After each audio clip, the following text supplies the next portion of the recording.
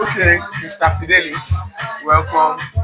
Today, the Manchester derby was divided by 3 goals. At the blue side, the red lost.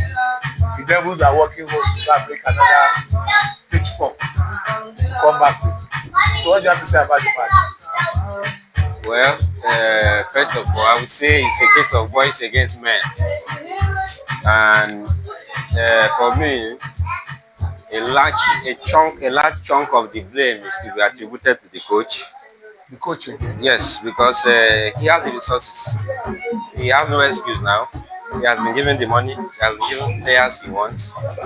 So I see no reason why a top coach should be rigid, that rigid. One of the attributes of a top professional, a coach, a very good coach, is you reading how the atmosphere is and being able to change.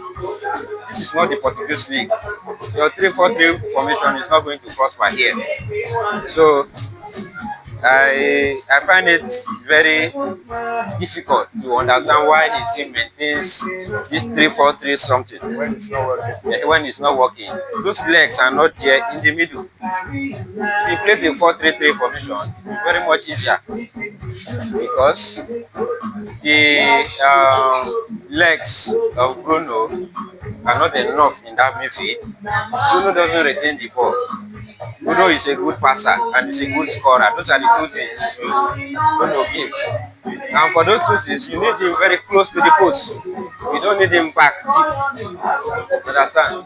So for today's match, I expected him to push Bruno forward in the absence of Cunha. Yes, that's what I expected him to do. And then I also didn't expect him to start Ugarte. Ugarte can only mark, but he cannot hold the ball and he cannot pass. So what is the essence of you as a midfielder when you roughly tackle the ball and you get it, but you cannot progress the ball forward, you can't pass, you can't hold it. You know? So overall it's a poor game, it's a very poor game. And not a good one. At this stage, we are still watching Manchester United. Man United is the biggest club in the world, so you cannot afford to play this way. It's a shame. It's a nice one. No, it's a shame that Man United is playing like this in this time.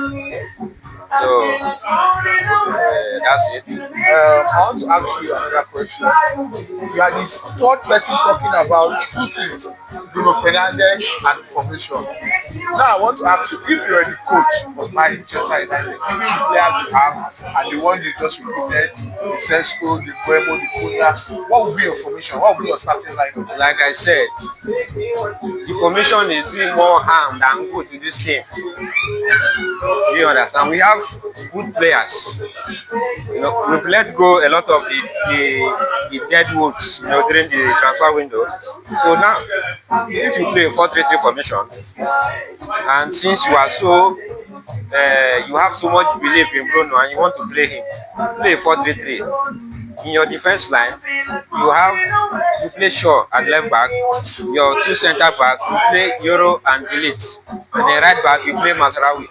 Your two midfield, you play Casemiro and Kobe Mino. Then you put Bruno ahead of them. Your wing, you play Cunha here, you play Sesko here, and you play Mbeumo here. It's not too difficult to do. With that squad, you can get good results. You understand? So it's largely to the formation. These players cannot play that formation. And then the league is too big for this formation. You understand? The league is too big for this formation. So that's just the simple thing there. And it's too rigid, not wanting to change the formation. And that's what's going to get him sacked. So Now, if I should remind you, this is the second match Man City is playing this season. That takes them 6 points, and you have 4 points this season. yes. Are you saying that maybe Man City is back, or they just met a bad Man? No, Man City is not bad. This same Man City is going to get beaten by Arsenal. This same Man City was beaten by Tottenham and was beaten by Brighton recently. You get so it's just the cancerous state Manchester United is That's a in. big word.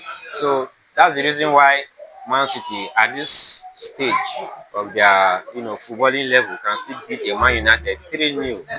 It's a disgrace. You get Man City, a Bournemouth team is going to beat this Man City. You get so I do not see a reason why Man City that is not that is going through surgery. Let me put it that way. To be beating Man United 3-0. It's not like they are back, they are not back. If Liverpool meets Man City, Liverpool is going to beat them. Arsenal meet them, Arsenal is going to beat them. And it's going to be probably a top fight with Chelsea, and Chelsea might even beat them. So, but this, with the way they are going now, beating Man United, it means Man United is too far, very far from progress. It looks like we are going backward instead of going forward. In the days of Ten Hag, we had worse players with Ten Hag, and we were performing better. It is the style of play that made us sack Ten Hag, the style of play, because he could play anyhow, McTominay, and we still get result against Man City. So And we won an FA Cup final against Man City. You get so losing a 3-0 to this Man City, it's not a good thing. It's very bad, very bad.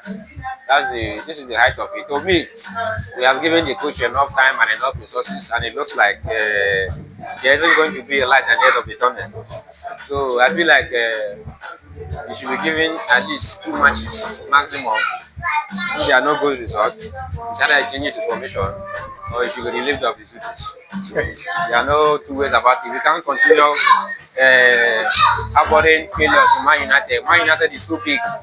This is not the Portuguese league. You understand? If you win the league in Portugal, then you cannot come here and say you don't want to change. Play 4-3-3 and you start winning. Very simple. So that's Thank you it. very much.